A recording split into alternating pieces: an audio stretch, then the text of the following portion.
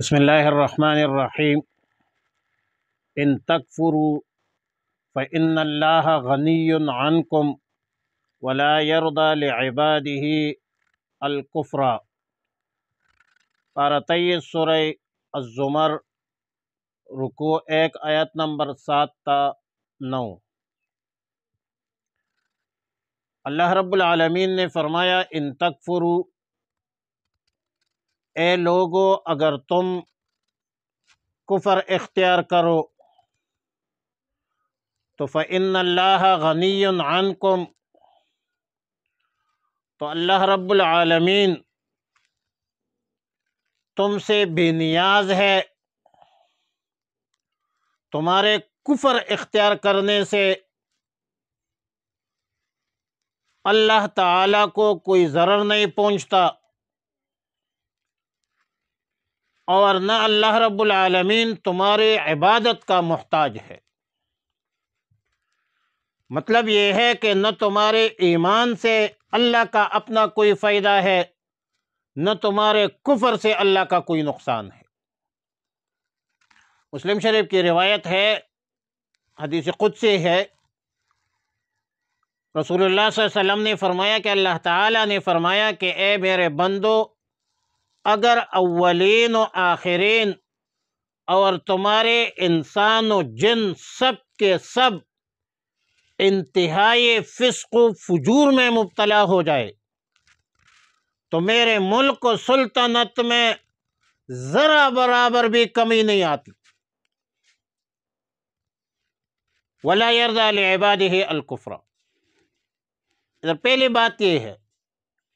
کہ اللہ تعالیٰ اپنے بندوں کے کفر سے راضی نہیں ہے۔ رضا سے مراد محبت ہے، یا کسی کام کا ارادہ کرنا بغیر اعتراض کے، اور رضا کا مقابل سخط ہے، جس کا معنی ہے کسی چیز کو مبغوض رکھنا یا کسی چیز کو قابل اعتراض بنا دینا، قرار دینا۔ دوسری بات، اللہ تعالیٰ کا قاعدہ مقرر ہے، ضابطہ ہے کہ کوئی کسی کا بوجھ، کسی گناہ کا بوجھ نہیں اٹھائے گا۔ وَلَا تَزِرُ وَازِرَةٌ وِزْرَ أُخْرَى۔ اس لیے کفر کر کے یہ مت سمجھنا کہ ہمارا کفر دوسروں کے نام اعمال میں کسی وجہ سے درج ہو جائے گا، ہم بری ہو جائیں گے، ایسے مت سوچو۔ خواہ اس کے وجہ اتباع ہو کہ ہم فلاں کے متبعین ہیں، وہ جانے، ہمارا ان کا کام جانے، یا آباء و اجداد جیسے کفار کا قول ہے وَلَنَحْمِلْ خَطَايَاكُمْ۔ تو گزارش یہ ہے کہ ہر بندے نے اپنے عمل کا حساب دینا ہے۔ نیک عمل کیا، برا عمل کیا، فَمَن يَعْمَلْ مِثْقَالَ ذَرَّةٍ خَيْرًا يَرَهُ وَمَن يَعْمَلْ مِثْقَالَ ذَرَّةٍ شَرًّا يَرَهُ۔ تیسری بات یہ ہے ثُمَّ إِلَىٰ رَبِّكُمْ مَرْجِعُكُمْ،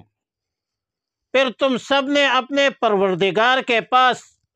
لوٹ کر جاؤ گے، لوٹ کر آنا ہے،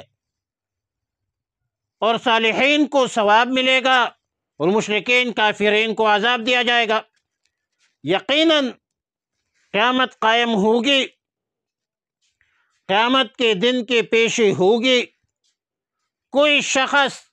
اپنے اعمال صالحہ اعمال سیئہ کو چھپا نہیں سکتے، کیونکہ اللہ تعالیٰ دلوں کی باتوں کو خوب جانتا ہے۔ آیت نمبر 8 میں مشرک آدمی کی حالت و کیفیت کا بیان ہے کہ جب ان کو کوئی ضرر پہنچے تو اپنے رب کی طرف رجوع کرتا ہے، اللہ کو پکارنے لگتا ہے اور سب معبودوں کو بھول جاتا ہے، اور عجیب ناشکر اور کافر ہے، بدمزاج ہے کہ جب اللہ تعالیٰ ان لوگوں کو نعمتوں سے نوازتے ہیں، امن، سلامتی، آسائش عطا فرماتے ہیں، تو یہ بدبخت غافل ہو جاتے ہیں، اللہ تعالیٰ کا شریک بناتا ہے، سہیم بناتا ہے، ضلالت گمراہی اختیار کرتا ہے، بلکہ دوسرے لوگوں کو بھی گمراہ کرتا ہے، ضال مضل بن جاتا ہے۔ اللہ تعالیٰ نے فرمایا قل تمتع بکفرک قلیلا، قل تمتع بکفرک قلیلا انک من اصحاب النار۔ یا رسول اللہ صلی اللہ علیہ وسلم ان مشرکین، منافقین، کافرین کو کہہ دیجئے کچھ دنوں تک رہو اپنے ضلالت پر، شرک پر، نفاق پر، اور بالآخر پھر تمہارا ٹھکانہ جو ہے وہ جہنم ہے۔ اور آیت نمبر 9 میں فرمایا امن هو قانت آناء اللیل ساجدا وقائما، امن هو قانت، امن دو لفظوں سے مرکب ہے، ایک ام استفہامیہ ہے اور من موصولہ ہے۔ اس جملہ سے پہلے کفار کو کہا گیا تھا کہ دنیا میں چند روزہ زندگی فسوق فجور میں گزار کر آخر کار تم جہنم کے ایندھن بنو گے، اور اس کے بعد مومن و مطیع کا بیان ہے، جس کو لفظ امن ہوا سے امن سے ذکر کیا، امن کے لفظ سے سوال کیا، اور علماء لکھتے ہیں کہ اس سے پہلے ایک جملہ معذوف ہے کہ کافر سے کہا جائے گا کہ تو اچھا ہے یا مطیع، اور لفظ قانت کے تو کئی تراجم ہے۔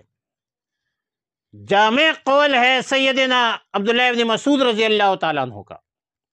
کہ قانت کا معنی اطاعت گزار ہے، اطاعت ہے، بلکہ امام احمد بن حنبل رحمہ اللہ کا قول ہے کہ کل قنوت فی القرآن الطاعہ، لفظ قنوت جب قرآن میں آ جائے تو اس کا معنی طاعت ہے، اور نماز کے لیے بھی بولا گیا ہے وقوموا للہ قانتین، تو وہاں وہ شخص مراد ہوتا ہے جو نماز میں اپنی نگاہ کو نیچے رکھتے ہیں،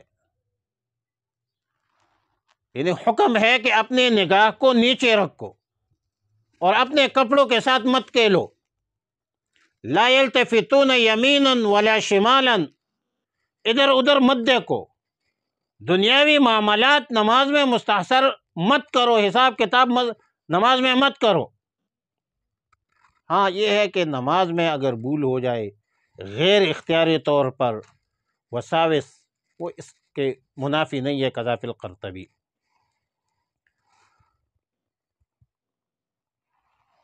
تو یہی ہے کہ یہ آناء اللیل ساجدا وقائما ہے۔ آناء اللیل کا معنی ہے ساعۃ اللیل، جس سے مراد رات کے شروع کا حصہ ہے، درمیانی حصہ ہے، آخری حصہ ہے۔ اور سیدنا عبداللہ ابن عباس رضی اللہ تعالیٰ عنہما فرماتے ہیں کہ جو شخص یہ چاہتا ہے کہ محشر میں، حساب میں اللہ کی طرف سے رحم ہو، فضل ہو، کرم ہو، تو اس کو چاہیے کہ رات کے اندھیرے میں اللہ تعالیٰ اس کو سجدہ اور قیام میں پائے، یعنی رات کے اندھیرے میں آپ اللہ کو یاد کریں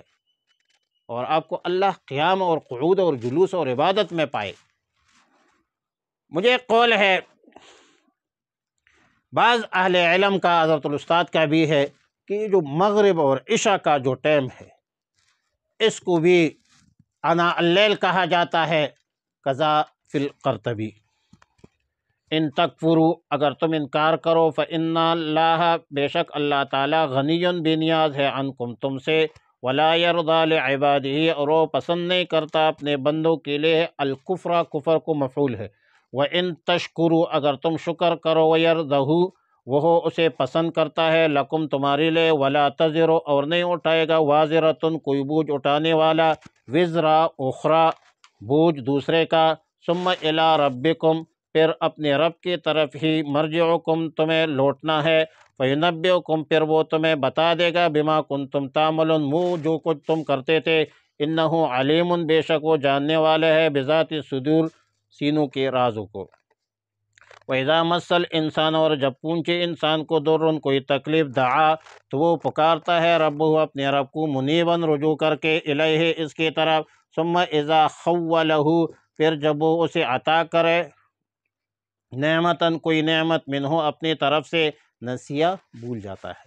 ما کان یدعو الیہ کہ پکارتا تھا جس کے لیے من قبل اس سے پہلے وجعلا اور وہ بنا لیتا ہے للہ اللہ کے لیے انداداً شرکا شریک بناتے لیضل تاکہ گمراہ کرے عن سبیلہ اس کے راستے سے قل کہہ دیجئے تمتع فائدہ اٹھا لیجئے بکفر کا اپنے کفر کے ساتھ قلیلاً توڑا انک من اصحاب النار بے شک تو جہنم والوں میں سے ہے امن ہوا قانتن بھلا وہ شخص جو ہو عبادت کرنے والا انا اللیل رات کے اوقات میں ساجداً سجدے میں وقائماً قیام کی حالت میں یحذر الآخرہ ڈرتا ہے آخرت سے ویرجو رحمت ربہ اور امید رکھتا ہے رحمت کے اپنے رب سے قل هل یستوی الذین کہہ دیجئے برابر ہے الذین یعلمون وہ لوگ جو جانتے ہیں والذین لا یعلمون اور وہ لوگ جو نہیں جانتے انما یتذکر بے شک نصیحت قبول کرتے ہیں اولو الالباب عقل مند وصلی اللہ تعالی علی خیر خلقہ محمد وآلہ واصحابہ وازواجہ وذریتہ اجمعین